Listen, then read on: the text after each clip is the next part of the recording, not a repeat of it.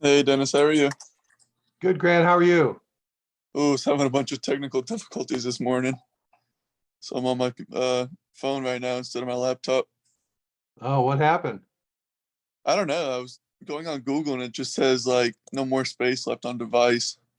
It's really weird. Huh. Sorry about that.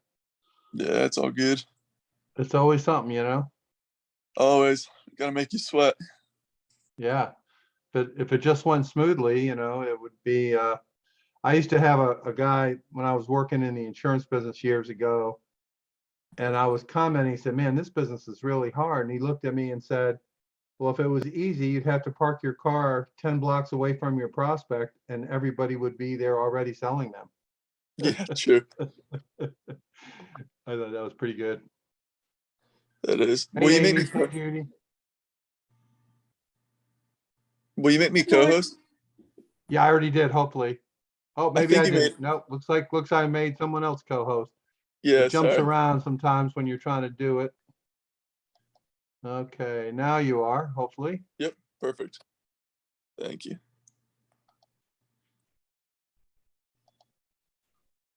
Okay.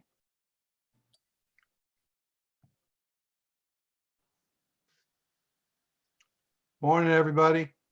Yeah, good morning.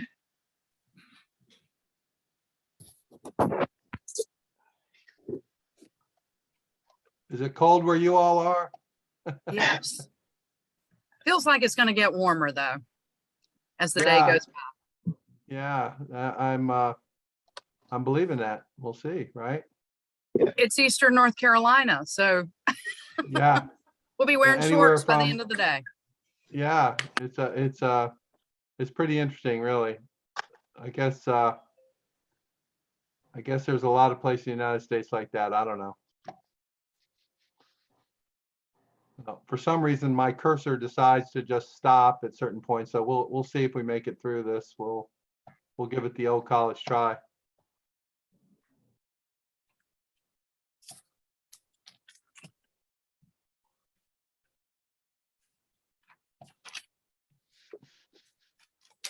Hey, Kime, how are you today? Oh, we're good, Dennis. Just trying to get used to this time change. I'm used to having class at lunch, not Yeah. breakfast. Ish. I had to make the change for a bunch of reasons, but hopefully you'll get used to it. I already Yeah. like it a little better actually, because I get to get a lot of other stuff done, before, I should say after class. So Right. we'll see. Yeah. It's always something to try. Yeah. No, I enjoy it. It's just a transition. Yep. Kime, is your official name Kime, or is that short for something? No, it's Kime. Kime is my middle name. What's your first name? Victor. Huh, interesting. And is it pronounced Kime or Kaim or? Kime. Okay. Yeah, I don't think I've ever met a Kime before that I'm aware of anyway. There's several that I've seen. My dad picked this up in Germany Oh, when he wow. was overseas. Yep, in service. So the stories are far and wide, but I can only imagine how it came about, to be honest with you. But Yeah. apparently, it was a German that was there who didn't like to be German, who wanted to be called Chuck. But my dad loved the name Kime, and he said if he ever had a son, I would. That's what he was going to name him. So Huh. That's cool. I'm named after any number of ancestors, going all the way back to the the first family that came to America. His name was Dennis Carroll, and that was roughly 1860 something. But I never, and my mother's older brother also was named Dennis, and so that's how I got mine. And I had an identical twin brother. His name was Mark, which, I mean, really out of left field. I had no idea where that came from or why. But anyway, he was Mark. So Dennis and Mark, and which is, I guess, better than Bobby and Barry or some stupid thing like that. So I didn't really complain that much. But so, all right. Well, it looks like we got a decent crowd here this morning. Good morning, everybody. Hopefully everyone can see and hear me. Today, we're going to start off with what I consider foundational for any entrepreneur, and for a lot of different people. I think it's a way of looking at something that maybe you hadn't looked at in this way before. It's a video that we'll watch that is by a guy named Simon Sinek. Some of you may be familiar, Sinek. And Simon is one of these guys that, at this point is kind of a, I don't know what the right word is, celebrity or pop celebrity or whatever, feel good guru or business guru. I'm not quite sure where he fits in, but I think he's really good. And I find him to be clear thinking, and I think you'll enjoy it. At least I hope you will. So this is about, figuring out why you're doing what you're doing, and kind of how that prepares you for success. And I would argue also prepares you for failure, depending on how you go about this. So we're going to give this a try and see if we can do this. Okay. And assuming my cursor continues to work. Okay. All right. And hopefully everyone can see that.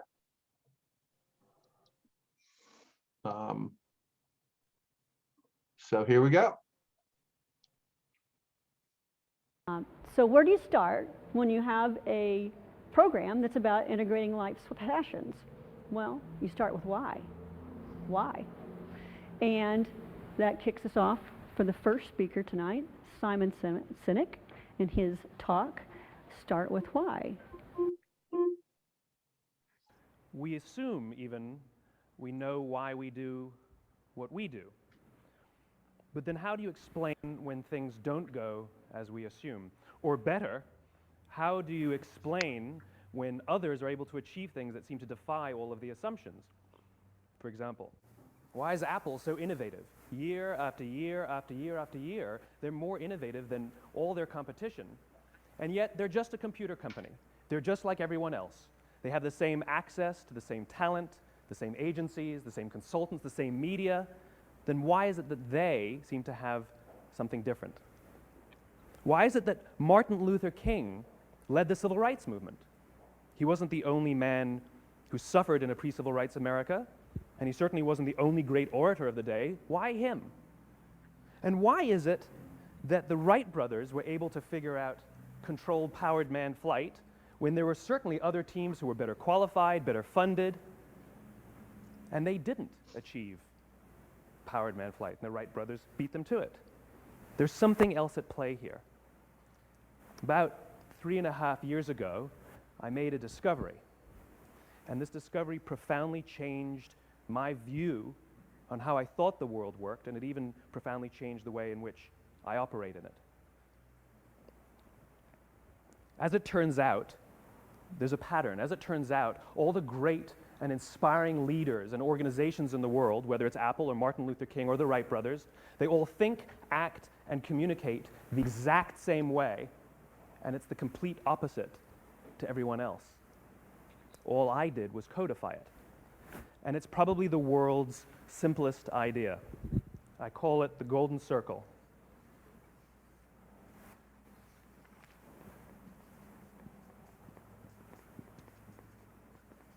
Why, how, what? This little idea explains why some organizations and some leaders are able to inspire where others aren't. Let me define the terms really quickly. Every single person, every single organization on the planet knows what they do, 100%. Some know how they do it, whether you call it your differentiating value proposition or your proprietary process or your USP. But very, very few people or organizations know why they do what they do. And by why, I don't mean to make a profit. That's a result. It's always a result. By why, I mean what's your purpose? What's your cause? What's your belief? Why does your organization exist? Well, as a result, the way we think, the way we act, the way we communicate is from the outside in. It's obvious. We go from the clearest thing to the fuzziest thing. But the inspired leaders and the inspired organizations, regardless of their size, regardless of their industry, all think, act, and communicate from the inside out. Let me give you an example. I use Apple because they're easy to understand and everybody gets it. If Apple were like everyone else, a marketing message from them might sound like this: we make great computers. They're beautifully designed, simple to use, and user-friendly. Want to buy one? Meh. And that's how most of us communicate. That's how most marketing is done, that's how most sales is done, and that's how most of us communicate interpersonally. We say what we do, we say how we're different or how we're better, and we expect some sort of behavior, a purchase, a vote, something like that. Here's our new law firm. We have the best lawyers with the biggest clients. We have, we always perform for our clients, do business with us. Here's our new car. It gets great gas mileage. It has, leather seats. Buy our car. But it's uninspiring. Here's how Apple actually communicates.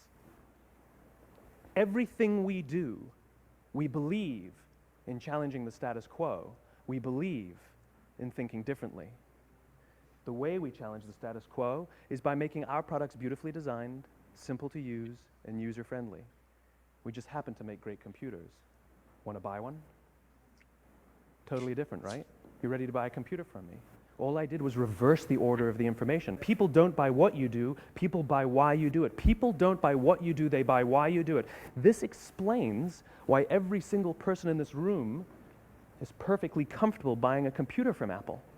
But we're also perfectly comfortable buying an MP3 player from Apple, or a phone from Apple, or a DVR from Apple. But as I said before, Apple's just a computer company. There's nothing that distinguishes them structurally from any of their competitors. Their competitors are all equally qualified to make all of these products. In fact, they tried. A few years ago, Gateway came out with flat-screen TVs.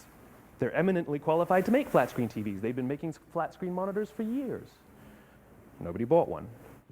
Dell came out with MP3 players and PDAs.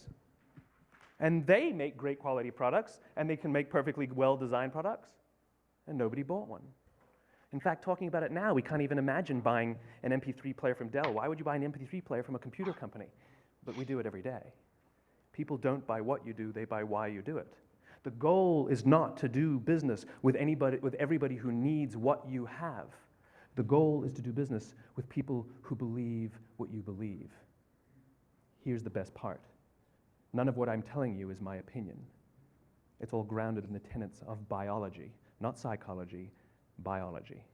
If you look at a cross-section of the human brain, looking from the top down, what you see is the human brain is actually broken into three major components that correlate perfectly with the golden circle. Our newest brain, our Homo sapien brain, our neocortex, corresponds with the what level. The neocortex is responsible for all of our rational and analytical thought and language. The middle two sections make up our limbic brains, and our limbic brains are responsible for all of our feelings, like trust and loyalty. It's also responsible for all human behavior, all decision-making, and it has no capacity for language.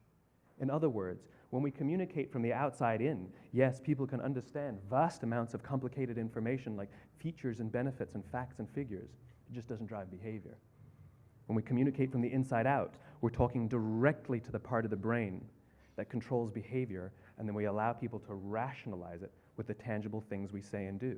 This is where gut decisions come from. Sometimes you can give somebody all the facts and your figures, and they say, I know what all the facts and details say, but it just doesn't feel right. Why would we use that verb? It doesn't feel right. Because the part of the brain that controls decision-making doesn't control language. And the best we can muster up is, I don't know, it just doesn't feel right.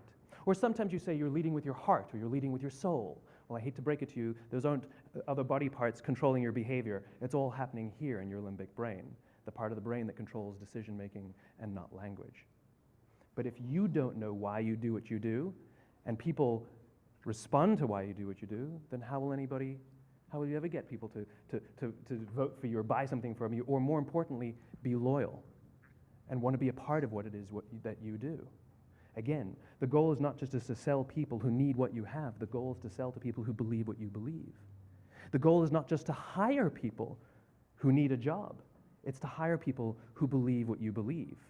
I always say that, there's if you Hire people just because they can do a job, they'll work for your money. But if you hire people who believe what you believe, they work for you with blood and sweat and tears. And nowhere else is there a better example of this than with the Wright brothers. Most people don't know about Samuel Pierpont Langley.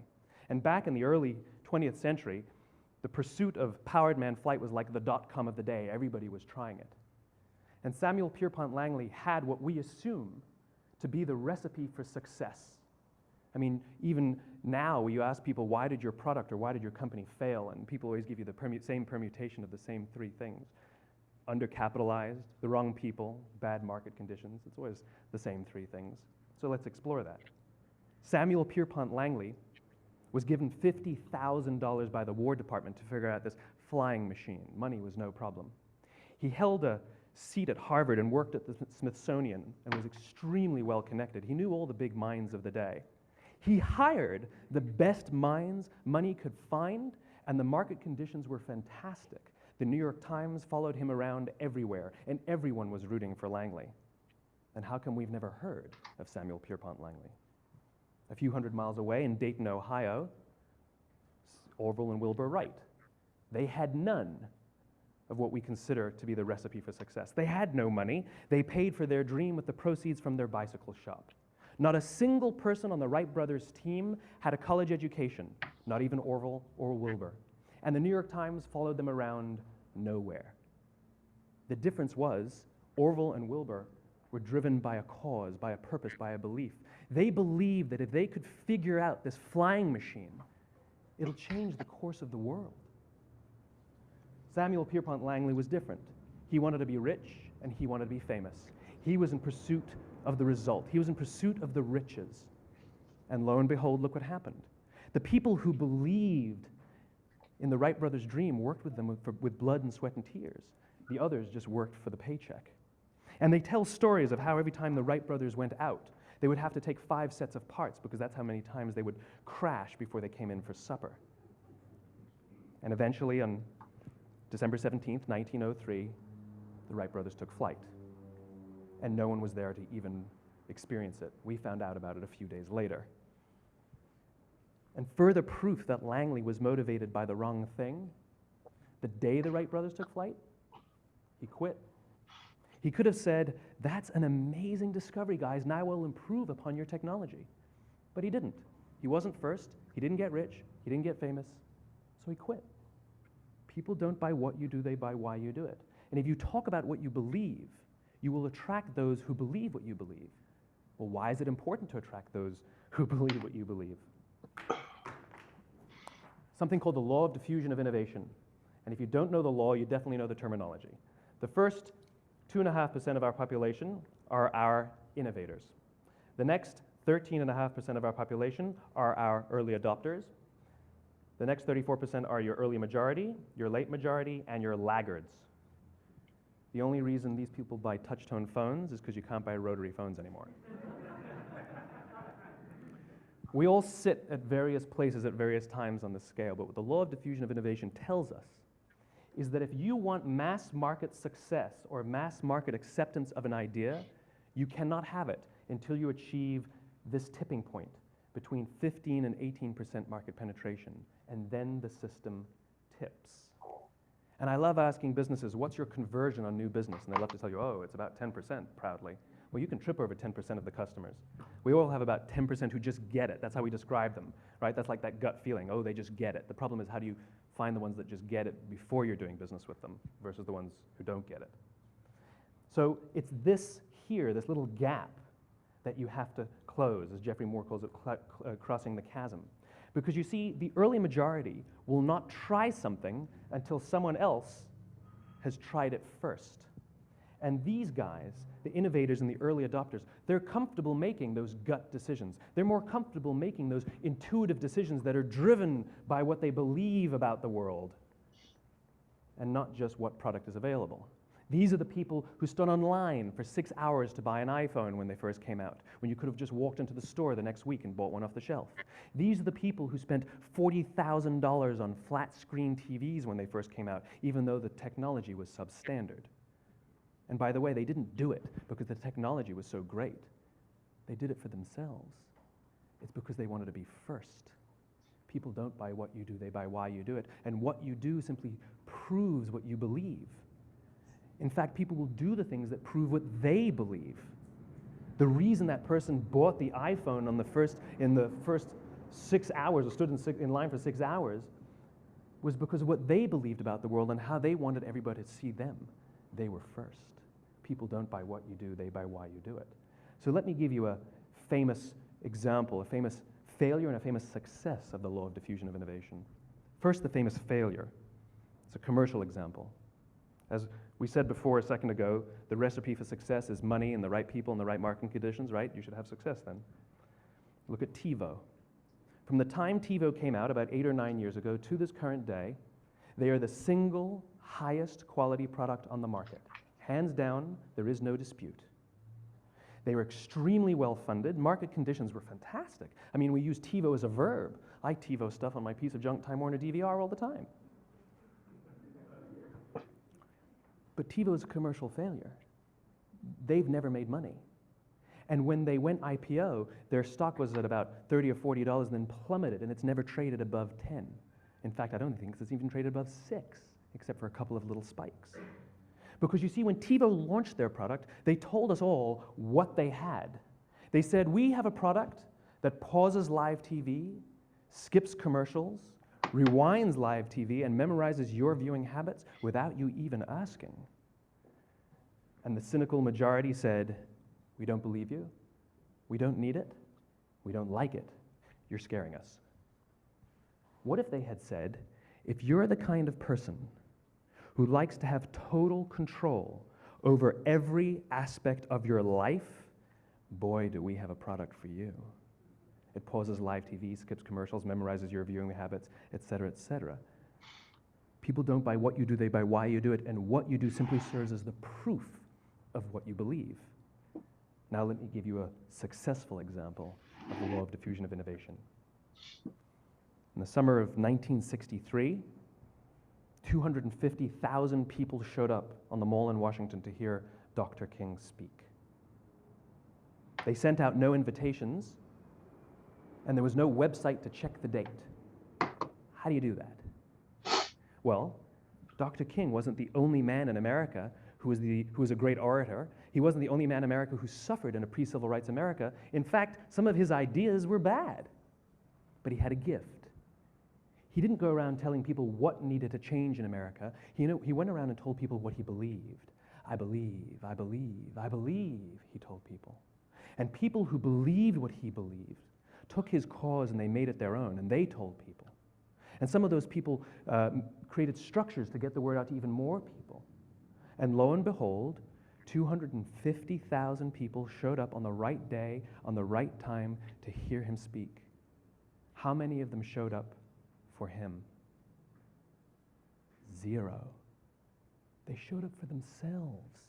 It's what they believed about America that got them to travel on a bus for 8 hours to stand in the sun in Washington in the middle of August.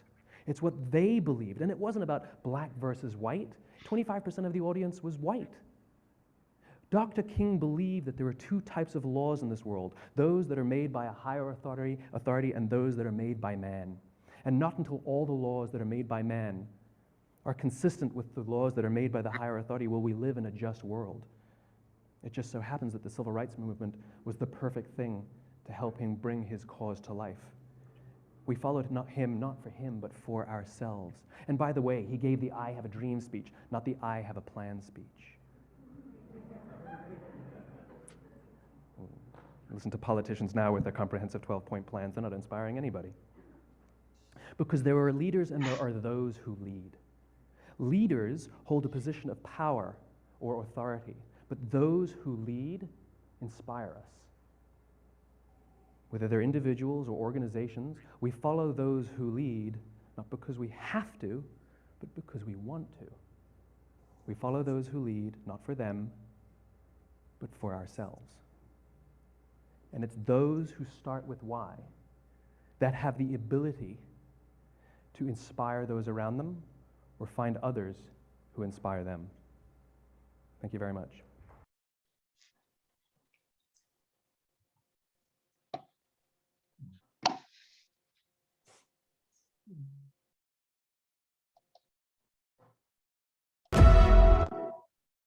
Hulu ad manager. All right. Any reaction, comments?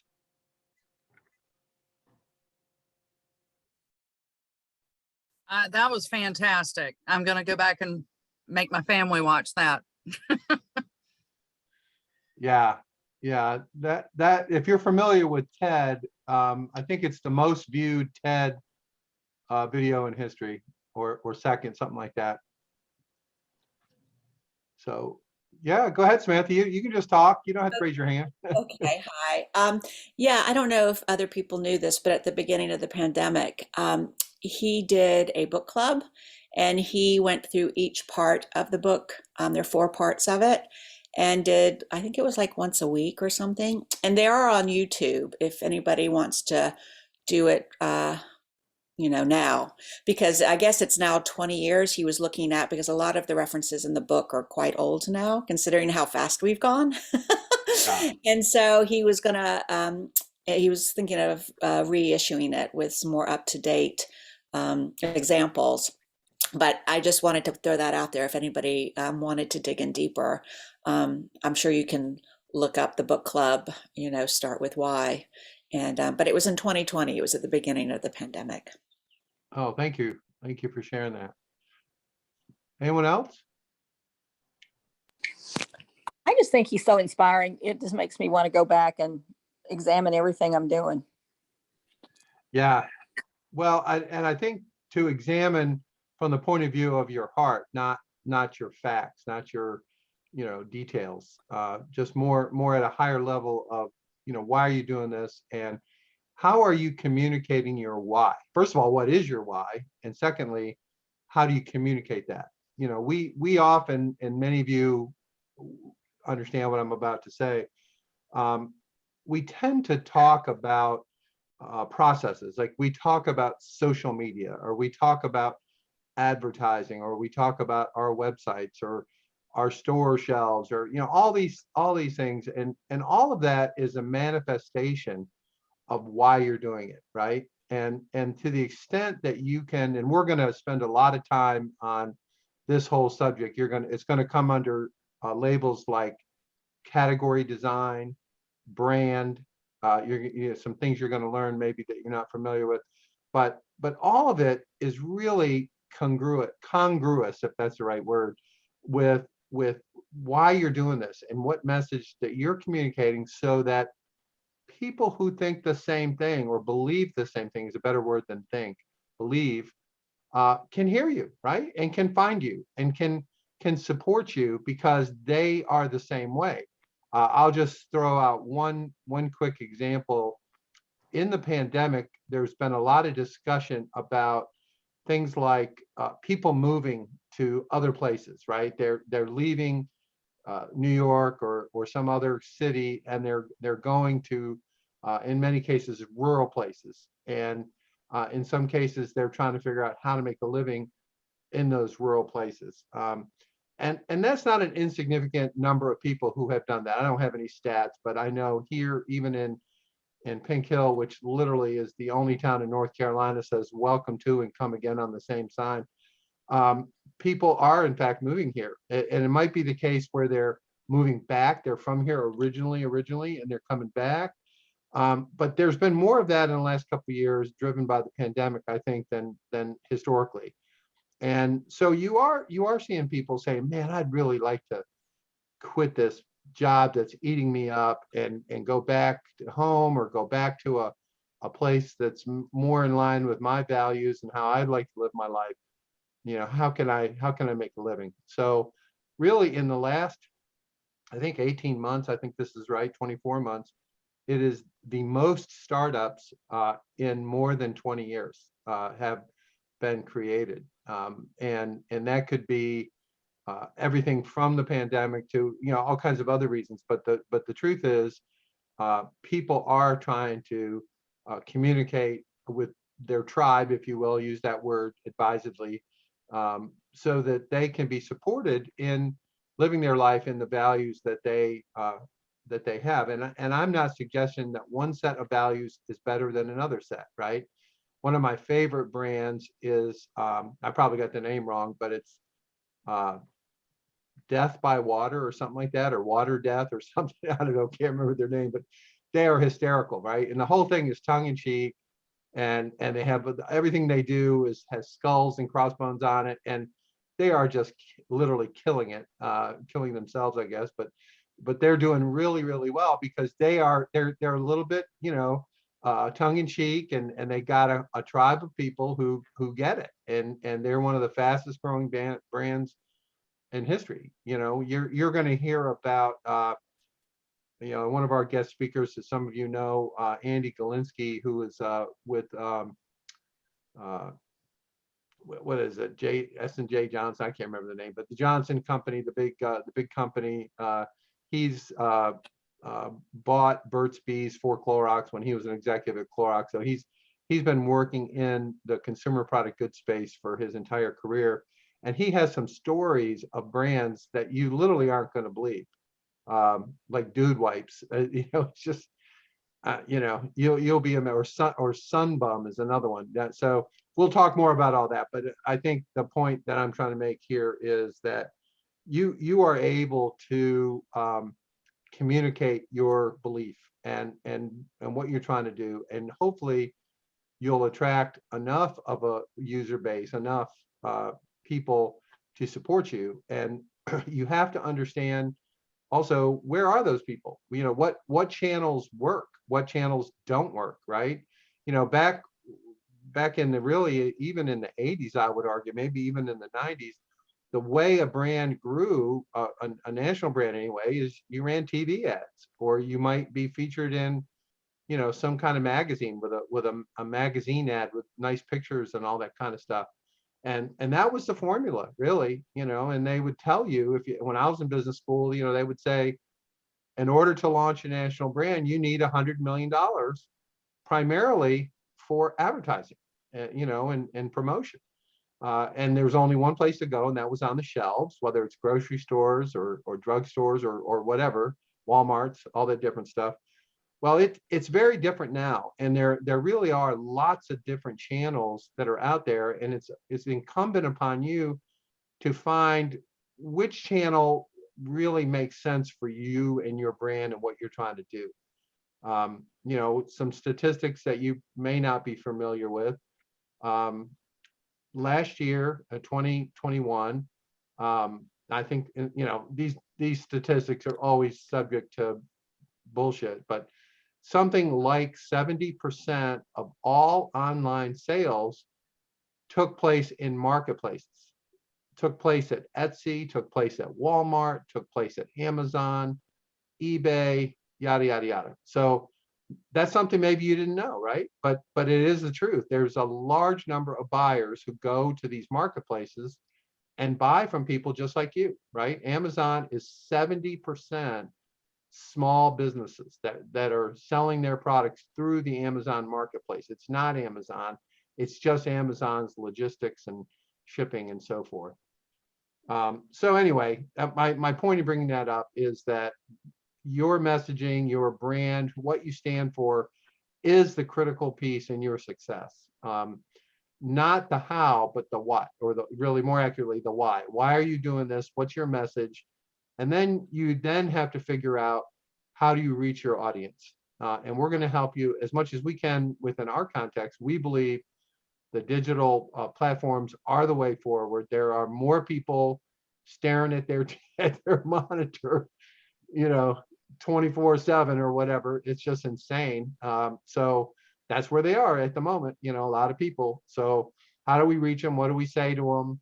What kind of processes do we need to have that we can support it? Maybe we're a one-man band, maybe we're a one-woman band, maybe we're so small that you literally have to do everything. So the choices that person would make are different than the person who might have a staff or a team behind them. So we're going to go down this path. We're going to help you, really think through what you're doing, why you're doing it. And then we're going to talk about, how do you find your people? How do you find your customers? The people who get what it is that you're doing. And I've looked at just about everybody's website. So I think everyone has at least somewhat tried to figure this out for themselves.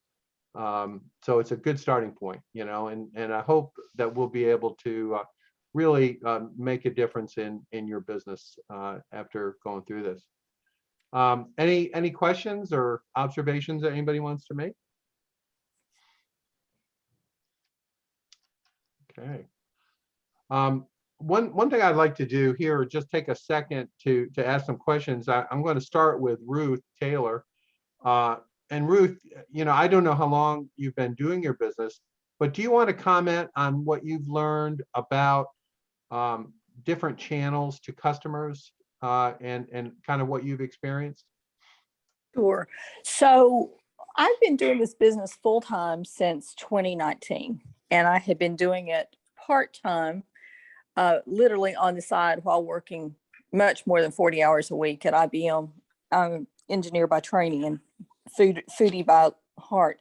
So I've been at this about 12 years in total. And so when I first started selling, I had to sell around the time constraints that I had. So that meant I couldn't do a farmer's market because I needed to cook on Saturday because I worked Monday through Friday. So I started out in selling wholesale and especially food stores. And I had some good customers early on that really opened a lot of doors for me in the wholesale market. And then I did a lot of classes, like through the Fancy Food Show. They used to do how to grow a food business sort of thing.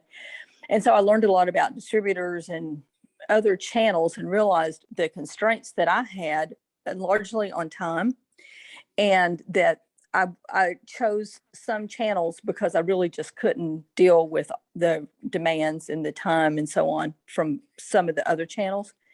And then I had dabbled in e-commerce, but when we went into lockdown with COVID, for the first time, I had both inventory and time to create an e-commerce platform. And so it did amazingly well in 2020. And then in 21, my wholesale customers came back and they brought friends. And so the wholesale business really was very, very time consuming. And I didn't have as much time to devote to the e-commerce channel. So I'm just now doing my numbers for the year, but I've had to make choices based on the time that I had. And I am a fairly small one-man band, but I hire, a bunch of part-time people, but I still am pretty much it. And so I still make decisions based on, can I do it well? Yeah. I don't know if that's what you're asking. It is. That's exactly really my point. You dealt with the constraints that you had and focus your attention on things that you could support. And I think it's a good message. And I think many folks here can relate to that. Anyone else want to comment about their experience like Ruth just did?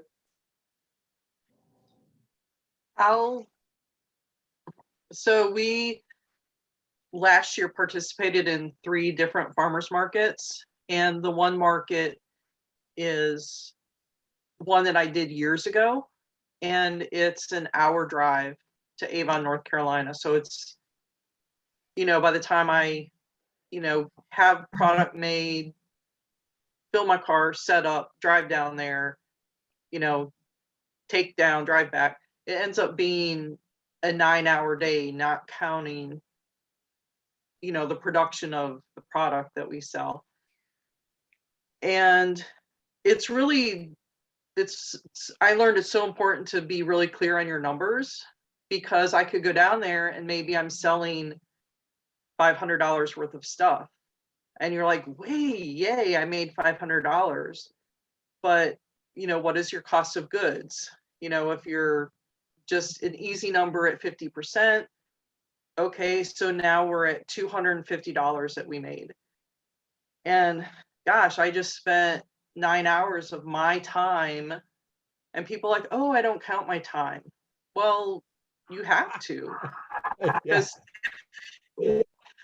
so, even if you figure $10 an hour, which I don't know too many places that people will work for $10 an hour anymore, at least not in our community, that's almost $100 right there. So now your 250 is down, to 150.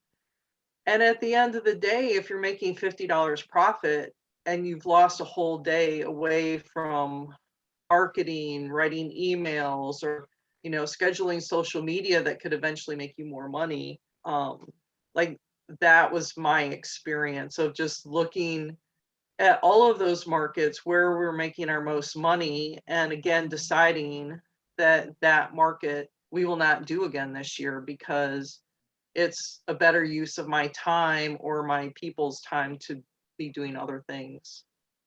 Yeah, that makes a lot of sense. Kime, why don't you talk about your experience? You mentioned to me at one time that you went to Pilot Mountain to a show and it took you 8 hours and it was freezing cold, and then share kind of what you learned and what you ended up doing as a result of that. Yeah, we do a lot of events and a lot of shows, but that one in particular was an eye opener for me. For the simple fact that I had to set up on a Friday and the show was on. Set up Friday and the show was Saturday. And so there's 2 trips to Pilot Mountain from Greensboro, which was, well over an hour drive each way. And, you get done and like Chris said, you look at your numbers and you're like, it just didn't make sense. We had to regroup this year, same way. We had a market that we had committed to last year in Clemens. And by the time I did the Clemens market, it's 100 miles round trip for me. And last year's numbers were 40% off the year before. It was a break-even proposition. I can't take that hit this year. So we've had to wipe that off the table and found a market closer to here. Hopefully, even if I do 25% and it's 5 miles away, half a day versus a whole day's worth of work, it's going to pay off in the end. The biggest point for us is we're still trying to establish a brand and establish a market in our tribe. And we're doing that in a various ways, whether it be e-commerce. We're in the midst of revamping our website, trying to get that changed up a little bit, refreshed, expanding our wholesale. And as you can see, I'm the only one here. So I'm a one-man band, everything from accounting to logistics to marketing to shipping, production. I have many hats. So, like Ruth said, I have to pick and choose what I can do and what's going to be best for me. And a lot of it's trial and error, unfortunately. But you stick with it, you'll get from it. Yeah. What role has the live video selling done for you, Kime? What's your comments on that? I'm still scared to death. I do enjoy certain aspects of it. But I like having a conversation where I can see somebody. When I'm talking to the screen and I'm talking to myself, I'm not a big fan of that. But it has opened up a whole new world for me personally. We've moved product. 50% of my sales are from California. The other parts are from New York, Michigan, down the East Coast, some in Texas. We have shipped product to Hawaii. So it's opened up a market for me that I would have never had the opportunity to tap into before, because typically people just are not going to stumble on my website. Quite honestly, they're just not. So, but we're hoping, and we're growing. Our followers are going. We're about 100 now. And so, we're far cry from Ashley's 1,000, but that's our goal. I know it can be done.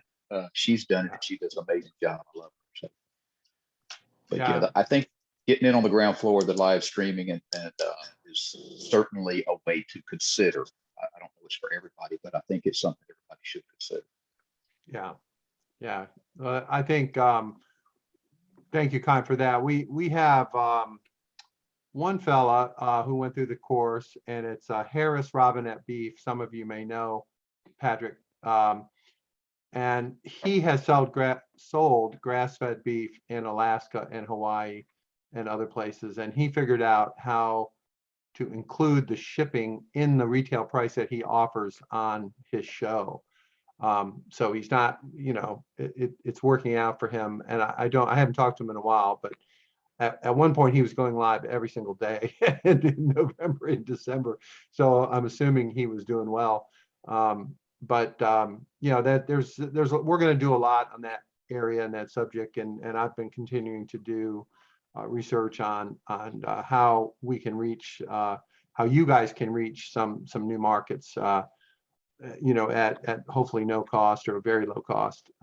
So thank you, Kyle, for that information. And the other thing I was going to ask is if anybody wants to comment in general about the benefit of social media in your business. Anybody have opinions or experience, anything like that you want to share about that? Donna? Can't hear you.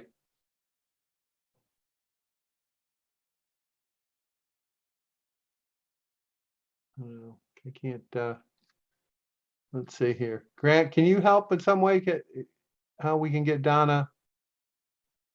Yeah, let me take a look. Yeah, I'm unable. Donna Flowers, yeah. Let me Yeah, see. it's not coming through on my end. Cool. So I just muted her. Asked to unmute. So she should see something pop up that says like unmute or something. Yep, still can't hear you, Donna. I don't know why. So it's something at your end, I guess. Anyone else wanna jump in on this subject of social media? Okay. I have a question. Yeah, please. My daughter, she attended yesterday. I had a dentist appointment, but we're working on mushrooms, marketing for mushrooms. Yeah. And most of our marketing, we're thinking is going to be social media because of the cost.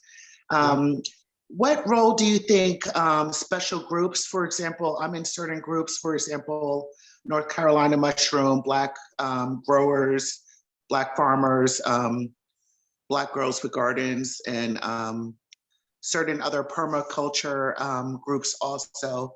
What role do you think I can play as far as getting our business known in those groups so that we can get hopefully followers when we do live streaming, because we want to do live streaming? Yeah. Well, I'll give you my 2 cents. It's worth what you're paying for it. Remember that. What you have the opportunity to do, and that is, it's really a content play for you. What you need to do is you need to, I think, explain what you have and why that's as good or better than their other alternatives. But I think also educating consumers about mushrooms and your vision of why you're growing these mushrooms and what you think can be accomplished. And so I would suggest you take a look at a blog platform like medium.com, if you're familiar with that, medium.com, and set yourself up an account there and link it to your website. And I would write stuff, you know, often and figure out a series that you can write, whether it's, you know, why your North Carolina mushrooms are superior, or whatever the subject is. But I think you've got the thing about social media that I do not like is the fact that most of the data that you generate is not yours, right? You have to actually pay for your own data. You're in the group, you're contributing, but you can't get much in the way of data on all the other people unless you pay for an ad, in the case of Facebook and others. So it behooves you to become your own data source. And I call it first person data versus second person data. First person data is your data that you generate on your website or your social media, if you can, to the extent you can gather that information, which Medium, for example, will allow you to do. And you need to really constantly add content and to build up your value proposition. What is it that you have? And, you know, I think that, you know, my instincts tell me that if you're going to be communicating primarily to people who are doing the same thing you are, I think the opportunity there is relatively limited because they're already growing it or they already know the deal. You need to get to audiences that would benefit from your product and your why you're growing it and what you see is in it for them, right? Like Simon Sinek said in the video, they didn't come to see Martin Luther King, they came for themselves. And that's true for mushrooms as well as anything else. So just because something is free doesn't mean it's necessarily useful for you. I don't see any disadvantage, but at the same time, you have to figure out how you can generate your own users and your own people that consume your content, your information. They're much more likely to come to your live stream or your event you have, and I would also encourage you to look for groups that you can partner with, right? As a mushroom grower, that's one vertical product, if you will, or produce. Is there anyone you could partner with to add to their story with what mushrooms can do? Maybe I don't know if it's other farmers or people growing something else that you can be part of the promotion and the effort. But I think if all of you need to think about the first person, the first person data collection is really important.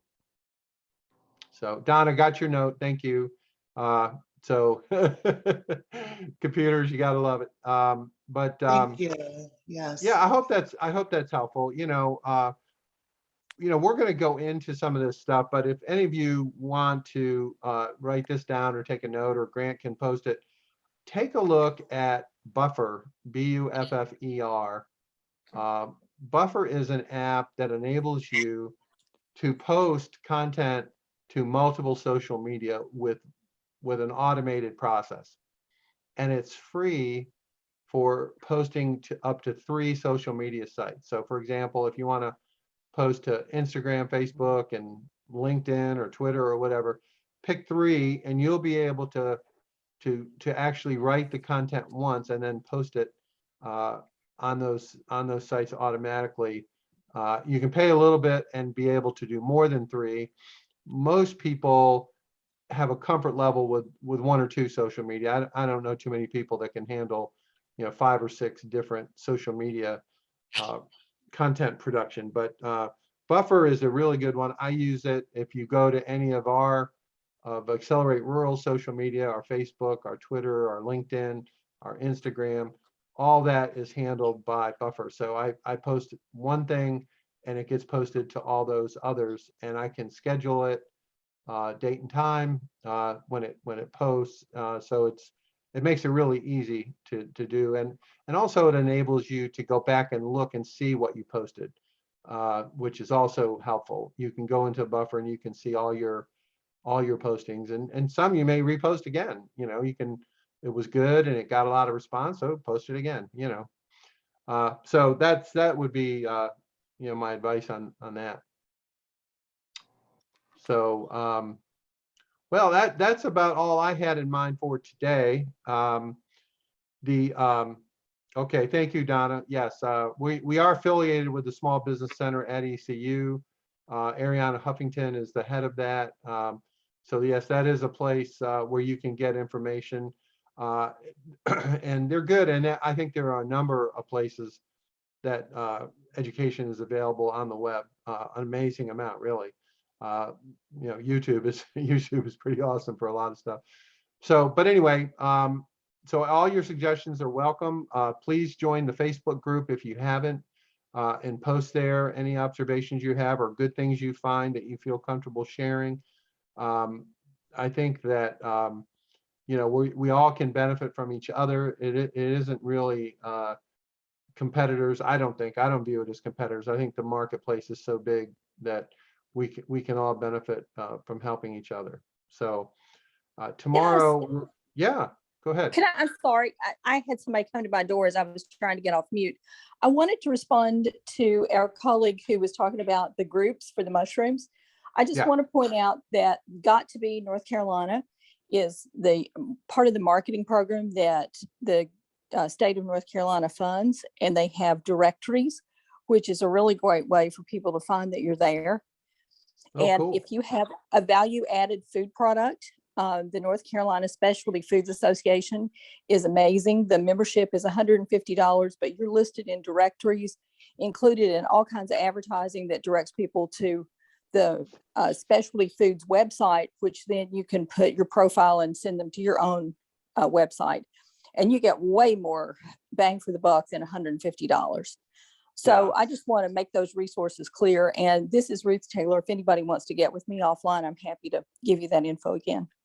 Sure. The other place, and Ruth, I don't know if this applies to you or not, but there's another group at North Carolina Department of Agriculture called, I think it's called NC Farms. And it's an app that the state supports, and it's basically an app-based directory, and it's divided up geographically, and I believe everybody here would qualify to be in that. I don't think I'm not sure it costs anything at all. I don't know, but NC Farms, it's an app you can download on your phone. It's not a website, it's an app. But at one point, I think they had 30,000 farms listed there. I don't know if that's still the case, but that's another one, also NC Farms as an app you can check out.